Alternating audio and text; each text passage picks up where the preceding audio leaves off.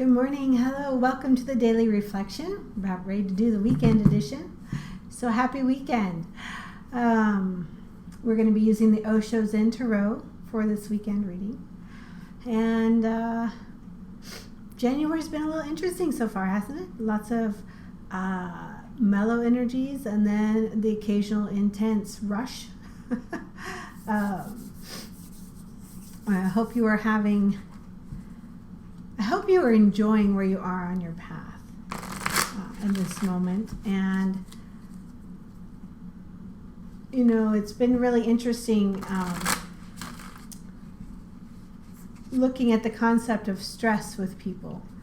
And most stress comes when you are in resistance to where you are. And so it's important to look at, does that resistance come because there's more you want to do or something different you want to do than what you're doing now? Or does that resistance come from all kinds of stories you tell yourself about what you should be doing or what you're not doing that you could be doing?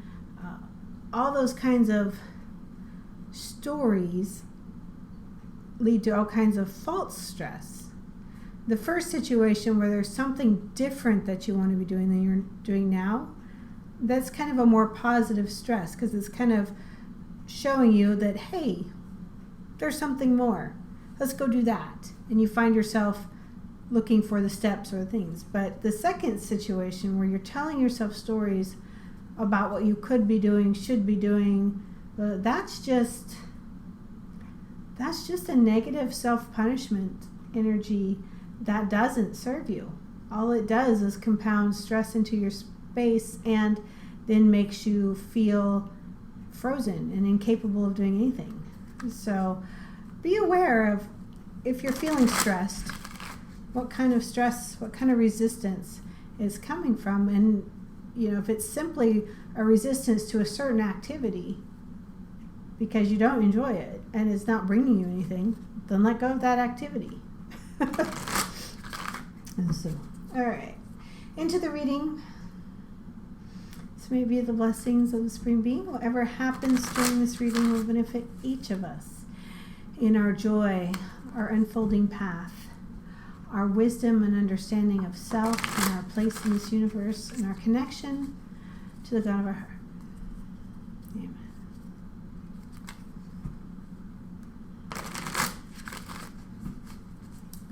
Okay.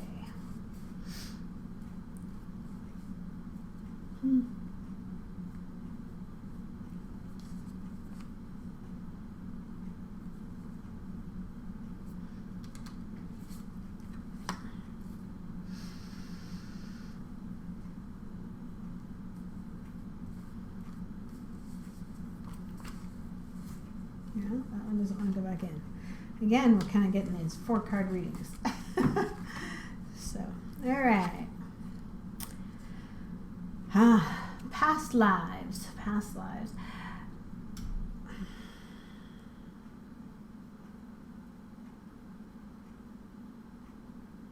What I'm seeing is that for many of us there is inspiration and wisdom gained from our past people, the version of ourself that we were prior to this. But there's also, the image they're showing me is of honing a sword, of sharpening it and knocking off the rust and things. So while there's a lot of wisdom and things that we benefit, there's a lot of crap that's sitting on top of it.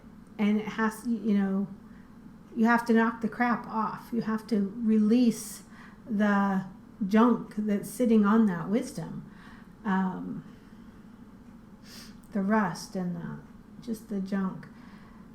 And when you do that, when you are able to take the wisdom and release the stuff that went with it, then it's much easier to move forward. Then that sword is sharp and you can cut through and you can use it to move forward. But when it's all covered in moss and growth and rust, that wisdom that you've gained doesn't give you a lot. So the exercise here is to be able to take the wisdom to forgive yourself for any perceived mistakes or injuries that you caused to yourself or to others in gaining that wisdom, and to have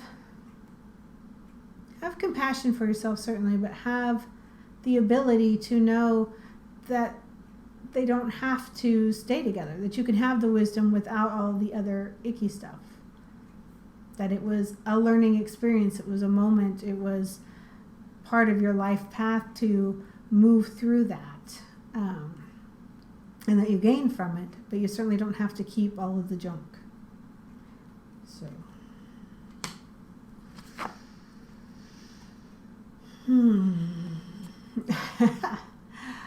Two of the mental suit. If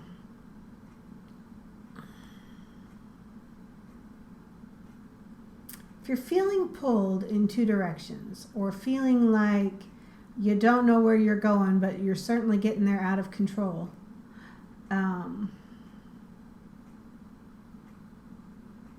if you're feeling just torn in two between, just realize you're trying to hold. It's kind of that same energy. You're trying to hold on to something that is no longer appropriate for you, and you're trying to move towards the new things that are. And you can't easily do both, and certainly your mind can't do both. Your mind can't, or your mind will try to convince you to do both, but you really can't.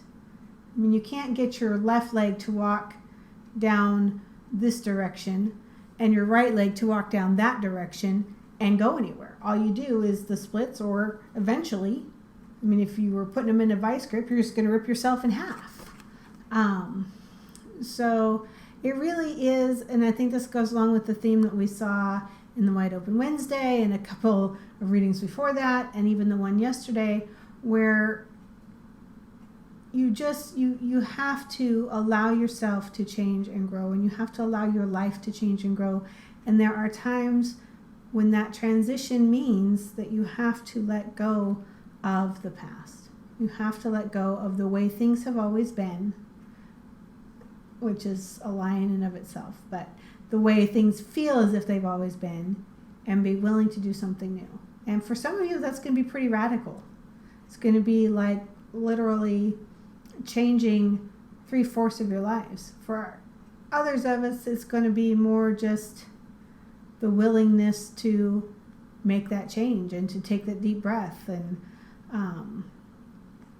it almost looks like the energy of the Fool card, except that there's no lightheartedness in this. For whatever reason, we are super attached to what has always been, and the thought of letting it go has no joy. But it's truly that no joy is actually the energy that is not true in the space. The letting go of it makes room for so much more. So we'll see what this card is.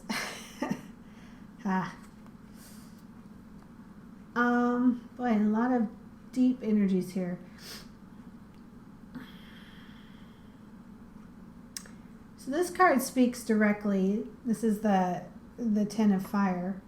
And in this deck, it speaks directly to burnout.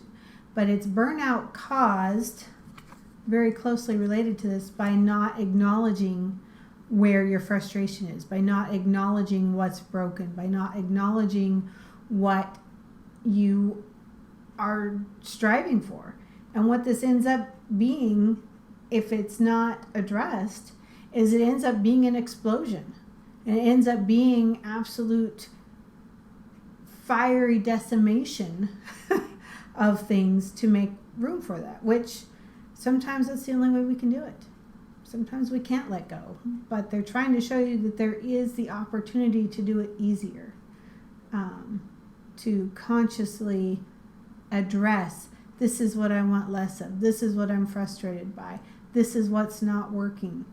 And not to focus on them as a problem, because then you just create more of that problem, but to acknowledge what those things are, so you can say, I want less of those, and I'm choosing this over here, and I'm choosing the things that fulfill me, not the things that frustrate me.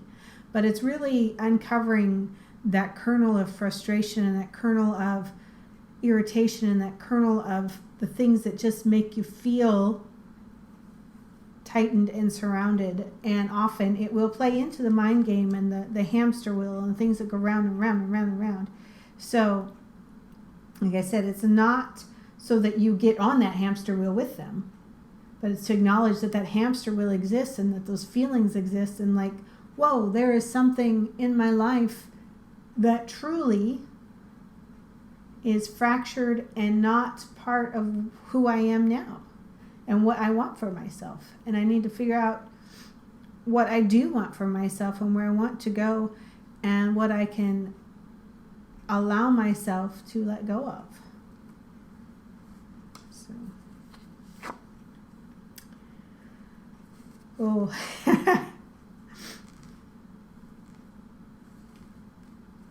And in all of this, as you're discovering this, they're asking you to be mindful of where you project that frustration onto other people and set them up as the villain or the reason why you can't. And anytime you start projecting that, anytime you start noticing those feelings of, well, it's all their fault. If they were doing this, then I wouldn't have to do this. Or if they weren't doing that, then I could do this. All of those kinds of projections are really distractions. You're not looking at what's truly going on within you and where you can heal yourself. And again, same energy I saw yesterday with the death card, where all of the stories that you've told yourself about why your life isn't working out the way you dreamed it could, or the way you earnestly want it to now, those are just stories that you are holding on to and creating limits, and you're projecting them outward onto other people to reinforce your own belief in that. So be super aware of where you want to play the blame game, because it is just a game. It is an internal, energetic game, and really to break free of the bonds, to let go of these things, these beliefs, these old beliefs that you have possibly structured your whole life around that are not real. That can feel very painful to recognize that. But just notice that it's kind of like noticing a big splinter right through your hand. And if you ignore it, or you tell a story of why you can't use your hand because of the splinter, and really have to just take that giant splinter out and then your hand works. There's pain, but there's freedom. And with the freedom comes expansion and more abilities. So just be aware of where you may be playing the blame game and what's really underneath all of that you want for yourself and that you're creating for yourself. Because remember, you are always walking your path. And whether that path is full of obstacles and snakes and oppression, or whether that path gets cleared, that's part of the journey that you've created for yourself, and that's part of the free will of how you want to walk it. So it looks like there is one more card in here, or maybe I just want there to be a little bit of resolution to this, and maybe it's not a point of resolution yet, maybe it's still a point of working through. It says participation, and I love the very symmetrical balance here. Is what I'm seeing is this is affecting, it's not just one area of your life or one thing. It is a deep, pervasive set of limits and rules that you've put for yourself that you have to engage in the changing of. And you have to, again, I think that this projection card is very important because it's going to point out to you both your opportunities for where you can make the change, who you can forgive outside of yourself and where you need to forgive yourself, and really what aspects you want to participate in and what aspects you want to change, and who you want to participate in all those activities with. So while this seems very heavy and dark, this is really that moment, one of those soul moments where you are making big self-healing and self-changes. You're allowing yourself a whole new world, or you're working towards that, and you're creating it. But there's just some of that moss and dross and old crap that you've got to knock off the sword, and you've got to allow yourself to have the new, and you got to just get through it. And truly, when you sit there and you go, well, how do I do this? How do I do this? You do it through grace. You do it through connecting to the God of your heart and your inner voice, and that well of compassion for yourself. When you can stop beating yourself up, when you can stop telling you the stories of all the things that you screwed up, and just come at it with compassion of you were doing your best in that moment, but now you can let it go. You can forgive yourself, and then you will forgive the people around you, and you'll stop this projection game and start being more clear. So, big ball of wax there. But whether you attack it head on in effort and pull it all apart, or whether you sit with it and just allow it to unravel and allow the clarity to come through, there's no wrong way to do it.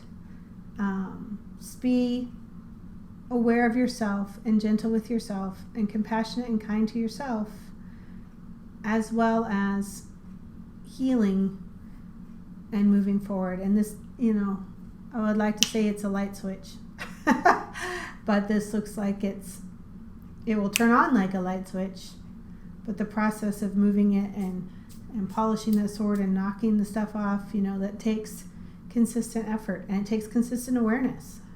So be present with yourself this weekend.